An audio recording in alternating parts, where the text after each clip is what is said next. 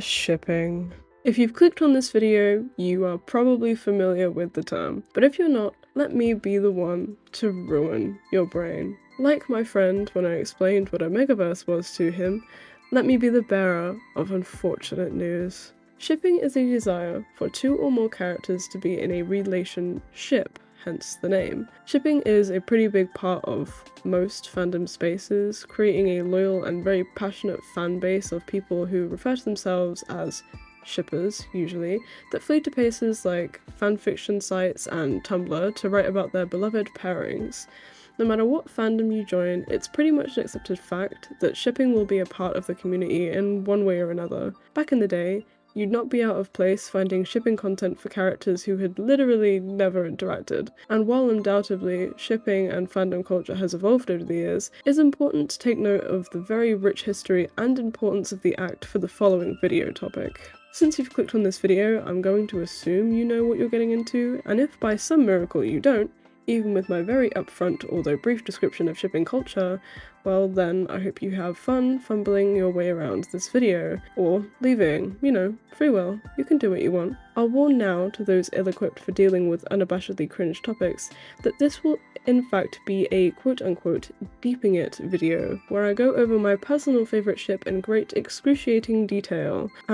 Before I do get on with it though, I'm kinda sick, so excuse my voice. This video was originally a PowerPoint that I created in the heat of passion at like 3 in the morning, but the PowerPoint is public.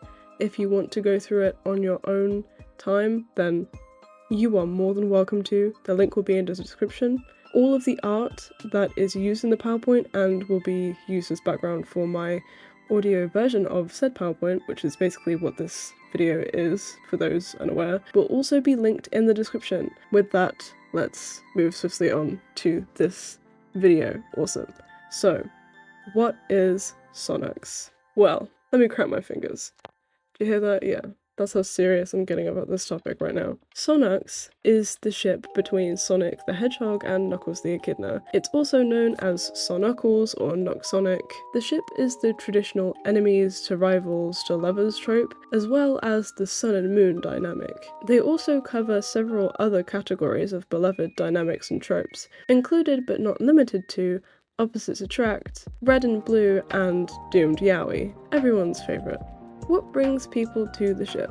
Well, many things. Sonic is a free spirit and likes to run, while Knuckles is a man trapped in one location by his duty and connection to his people. Sonic does not have one origin or group of people he belongs to, instead being seen as the people's person. He connects with everyone he meets, an introvert with an extrovert's heart, and an undeniable hero complex. Knuckles, on the other hand, craves adventure. He wants to explore and live, but he can't. He has a duty to his people and the safety of the world to protect the Master Emerald, and because of this, he stays trapped by both himself and his morals and the chain of generational trauma that clings to him. He envies Sonic's freedom, but finds pride in his purpose. All of this, and yet he's lonely. He lives an introvert's lifestyle, but craves like an extrovert. In this way, they are each other's foils. Some people enjoy the natural bond they share, which includes banter and challenge on both ends. They are opposites, yes, but similar in more ways than one. They're both active and fight for good. While Knuckles isn't as hyperactive as Sonic, he still itches to indulge in a fight there and then, like his counterpart. This makes their chemistry electric and biting as they challenge and push each other to do better, as well as find joy in riling the other up. Sun and Moon. I thought this part needed a dedicated section, so here it is. You've been warned. This is gonna get long. So, the trope. The sun and moon trope is described as follows. Two characters that represent opposite sides of one spectrum but balance each other out regardless. A bit like yin and yang, the sun and moon trope is all about balance and support.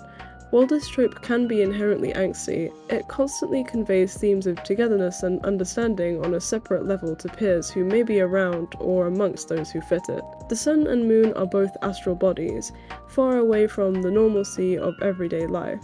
Their purpose is much bigger in the grand scheme of things than much else, those being the things that keep life as we know it afloat. How does this translate? Like the sun and moon, Sonic and Knuckles are both carriers of fate. Sonic is the hero of Mobius, and it is his duty to save the people from Eggman and any other threats that befall them. Knuckles, similarly, has a passive protective role of existence. Him keeping the Master Emerald away from harm's reach means that he keeps it out of the wrong hands, inadvertently keeping balance of the entirety of Mobius. They work together on this impossible task, sometimes literally when Sonic is in deep enough to need help from his friends. When Sonic falls short, Knuckles is there to back him up, and vice versa. Sonic is the embodiment of the sun, whilst Knuckles is the moon. Sonic is a free-flowing force. He is fire because he is unpredictable and strong. Despite both him and Knuckles keeping the world safe and in balance, he alone is the world's hero, its victor. He is worshipped amongst the people as a symbol, despite being such a free force of nature simply doing what it does. Like the sun, Sonic acts on his own free will, chasing fun and his morals alike so others may live their lives how they please as he does. He is eccentric, bright, and people bask in his presence. Like in Sonic Forces, his absence creates darkness, causing people to lose hope in tough times. In trying times, people need a light to guide them, and yet, the sun is so far away.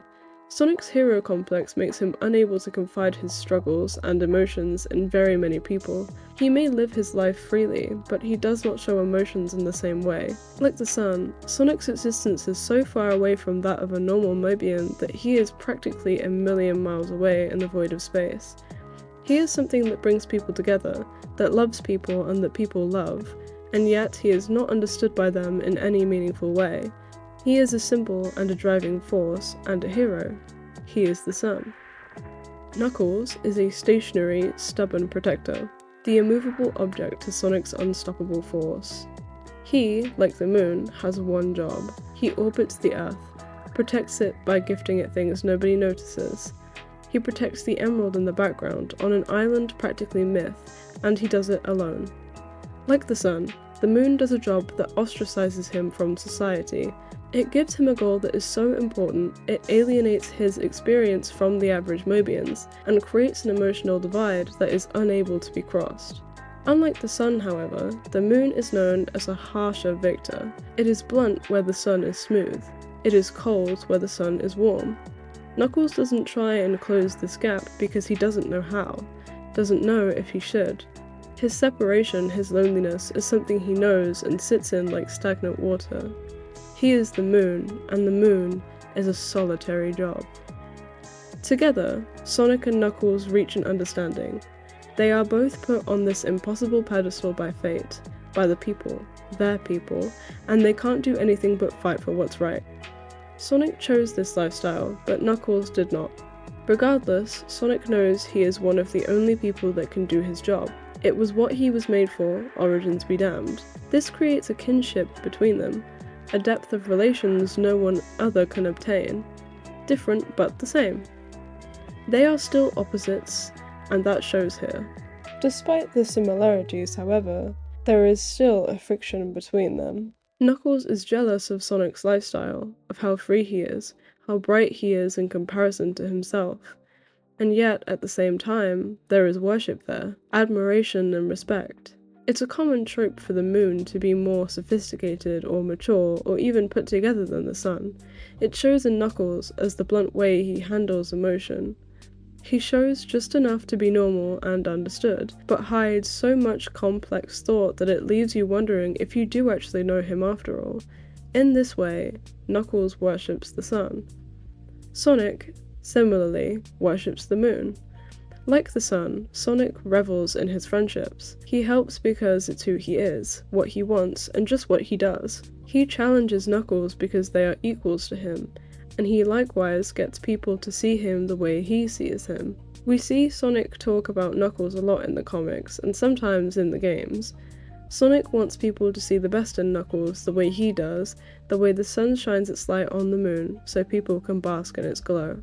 The sun worships the moon as a friend and a rival. The sun worships the moon because it is the only one that can truly understand him, who challenges him like no other. The moon grounds the sun, balances him out, and the sun lets the moon loosen up, thaws out its icy exterior. Knuckles may respect and borderline worship Sonic for his overwhelming presence, but he doesn't limit it to that like many do. He understands him, they understand each other. Sonic comes across unserious, loud, and wild, but Knuckles knows and sees better, because they're both more similar than people think. The balance. Sonic and Knuckles balance each other out. This is true character-wise and design-wise. While they're both quilled animals, they're different enough that it takes shape. Sonic is small, nimble, and fast. Knuckles is big, steady, and strong. Their fighting styles even mirror each other. Knuckles preferring fists and Sonic feet. Knuckles' structure and control, Sonic spontaneity and instinct. Speed versus strength. Sonic has a burning moral code and does whatever he can to achieve this, but Knuckles is often seen as the one to lose his temper. In both cases, they balance each other out, with mutual understanding of their goal and the level heads they need to obtain it. Sonic is a soothing balm, telling Knuckles to chill out, live a little, loosen up. And Knuckles is a steady mind, telling Sonic to look before he leaps, thinking up a strategy before they get to the good part, the fight they both yearn for. They're both intense, but their flaws and their strengths balance each other out in the best way. Don't believe me? Let's have a look at their character designs. Sonic is a cool blue, while Knuckles is a fiery red. If you like Sonknux, you've definitely seen the character design information for Knuckles' conception, in the way their designs on their stomachs were meant to mirror Sun and Moon. Knuckles' downward quills mirror Sonic's wild ones, labeling Knuckles as a calm and down-to-earth person and Sonic as a wild and unpredictable one. Knuckles' gloves imply a heavy-handedness, the spikes making him seem prickly and intimidating. Despite their quills, Sonic's hands are friend-shaped. He may be wild, but he is a friend. Knuckles, well, he's harder to crack. Even their poses show this difference, Knuckles being sturdy and mostly stiff, while Sonic indulges in more wild poses as he flows more free and energetic. Enemies to rivals to friends to lovers, the best parts. Back when they first met, Knuckles' general naive nature is shown through how he was tricked by Eggman to fight against Sonic. It's shown to us that Knuckles has lived a sheltered life up on the island, unable to discover social nuance due to his isolation from people. His time being enemies with Sonic is short, but heated. He is shown to be as strong as Sonic is fast, being able to knock the emeralds right out of Sonic's super form. This instantly puts them on an even playing field and cements him as a threat, but later turns into a priceless ally. As enemies, they portray a lot of the key themes of a good dynamic. They're both passionate, both stubborn, and both unafraid to fight and banter despite who their enemy is. Riveting. They become allies. In this way, they don't stop their rivalry. They challenge each other in a way that they both need, scratching the itch of battle they both crave. Adrenaline junkies. Their way of bonding becomes sparring and training, and it helps better themselves in the process. Still, we see them egging each other on. They want to win because they want to prove themselves, be better, and they get a kick out of it every time. The rivalry keeps their friendship interesting, fresh, exciting, and passionate in all the ways we love. As friends, they understand. They are both emotionally repressive to differing degrees of success. Knuckles is more likely to actually process his emotions, think about them and talk, but that isn't saying much. Knuckles is standoffish, doesn't open up to people easy, and Sonic is the same. Despite offering empathy, he never really talks about his issues. This is often overlooked due to his general demeanor, but mirrors Knuckles' own behaviors. Again, it comes back to balance, as they are able to confide and push each other in the way that they need. Also, it's fantastic angst potential. As lovers, these two would be considered a traditional power couple. In the ways enemies to lovers or rivals to lovers usually goes, Sonic and Knuckles provide an electric dynamic that only increases as they become more intimate with each other. Additionally, they have the friends to lovers trope, a sweet and soft incline into something more. They can be rough and wild, but also gentle and genuine. They are complex characters with something for everyone. Also, amazing fluff potential. Best of both worlds. A prophecy and a connection. So, Back in Sonic 3 and Knuckles, there is a prophecy on the wall of one of the Echidna temples that depicts Super Sonic. Why is this important? Well, think about it. Knuckles grew up on Angel Island with nothing but the prophecies and paintings of his long-dead society. He could probably recite them by heart if you asked him. And then, one day, he meets the person in one of the prophecies, linking them together in history and in future. In future? Yes, my friend. Sonic is able to channel chaos energy in a way that many of the other characters are not. Super forms aside, Sonic's speed is due to his chaos energy and connection to the emeralds. Knuckles, as the guardian of the Master Emeralds and therefore the Chaos Gems underneath his influence, is connected to Sonic and his usage of chaos itself. The Doomed. Despite being far away from society on their own little pedestal of understanding, the Sun and Moon are still millions of miles away from each other. Sonic and Knuckles' lifestyles are so different from each other that it can feed into every insecurity you could possibly think of. First of all, Knuckles was isolated from society for all of his young life. There is a possibility due to this, and any probable heteronormative material in Angel Island via cave paintings, or a plot of internalized homophobia, seen in the ongoing fanfic Emerald Eyes by Who Am I Supposed to Be on AO3, where Knuckles struggles to come to terms with what he thought he knew about himself, Sonic, and relationships in general. Along with this, Knuckles' duty makes for great angst potential around a "we just can't" storyline. Knuckles loves that Sonic is free, and he could not take that from him by asking him to settle down. This can be seen in the fanfic Running Right Into the Sun by the_Nutera, also on AO3. There is also a potential for the classic Brute is afraid of harming someone close to him with inability to be emotional. This would likely be more of a movie or boom-focused trope, but it still works. On Sonic's end, there is the simple yet effective, the hero complex ruins you and all of your possible close relationships. No, I will not elaborate, that is a separate video for a separate time. In every universe. Sonic and Knuckles find each other in many different iterations. In them, slight character adjustments may be made. In the Multiverse, which for those who aren't aware is the live-action Sonic movies, Knuckles loses some of his isolation angst, but instead gains the war-torn child's peril. Sonic, likewise, gains the abandonment and isolationism. Despite this, they work as a variation of the Sun and Moon trope still. Sonic Boom changes a lot about them, but they still fit into an opposites attract trope. In this way, they reach even more tropeability, in fact, as they fill in the idiot x idiot quota that many seem to love. The meathead x the popular kinda narcissistic hero, a pairing that's surprisingly soft. Sonic Underground gives Sonic a more punkish rebel personality, not too far from the gameverse we've been talking about so far, but more set in its time. Knuckles here is seen as aggressive and narrow-minded, and with a crush on Sonic's sister, but we will ignore that. They still fit their base tropes, but now with the addition of Sonic being a triplet and Knuckles having living relatives to play off of. Honourably mentioning here is the other Sonic the Hedgehog cartoon, which I believe is the OVA, which displays a more childish rivals to friends working together and indulging in banter. Oh, and I mean every universe. In Sonic and the Dark Knight, for example, Knuckles returns in the form of Sir Gawain? Gawain.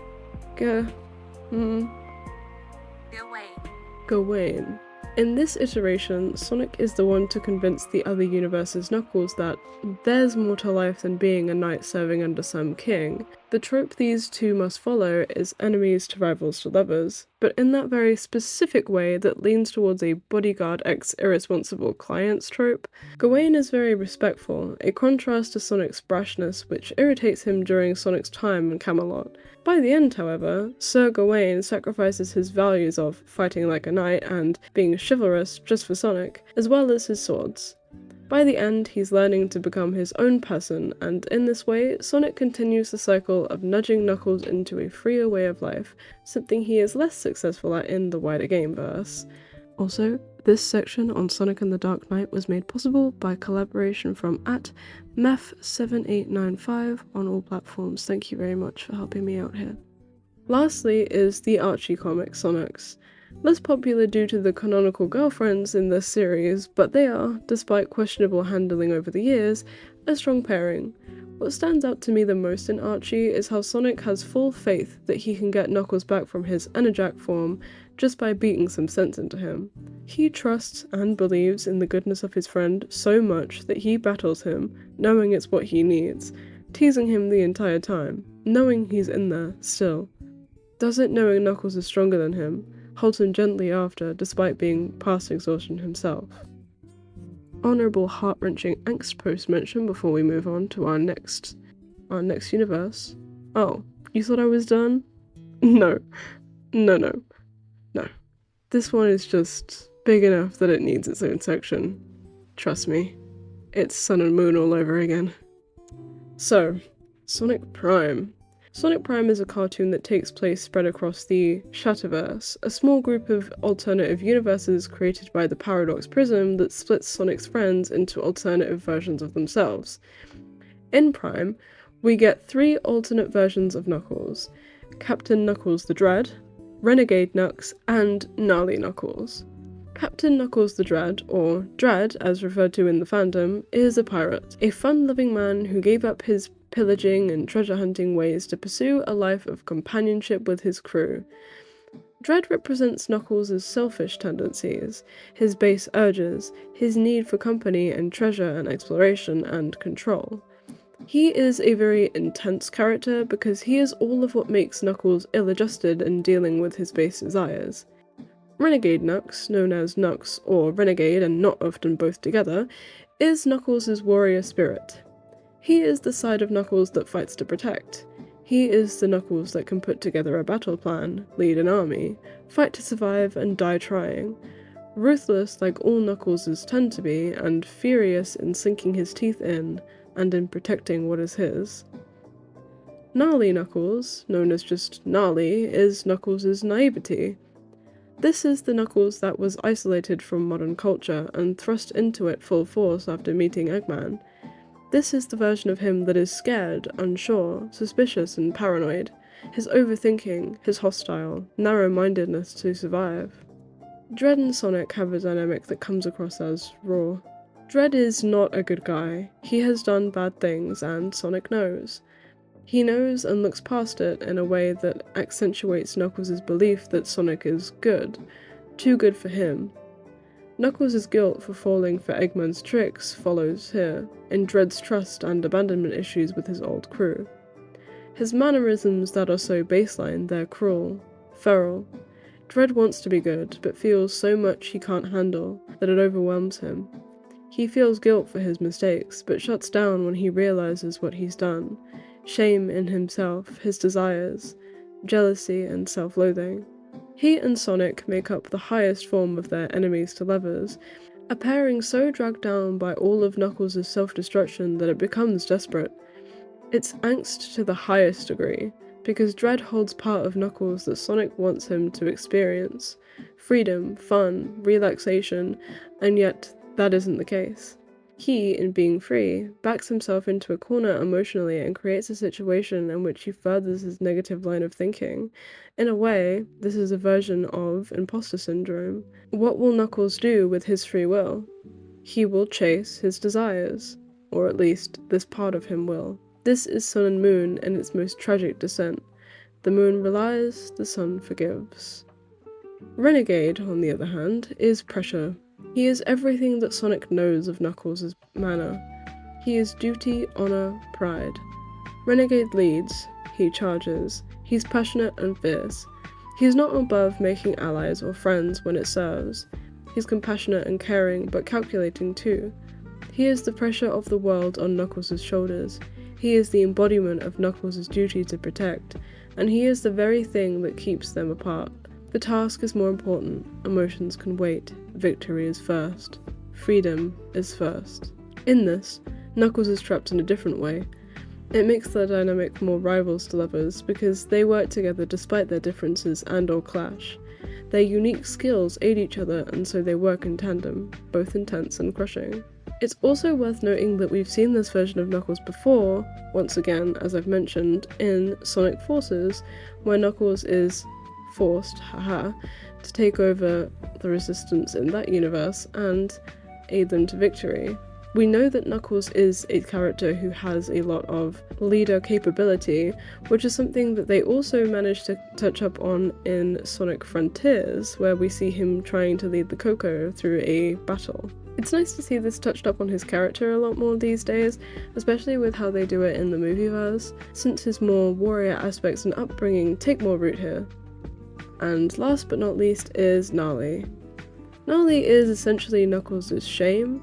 He is the part of Knuckles that he usually hides beneath everything else, which is why he has a lot less screen time and general relevance in the show when compared to the other two. He is seen as unserious despite being just as much part of Knuckles as the others.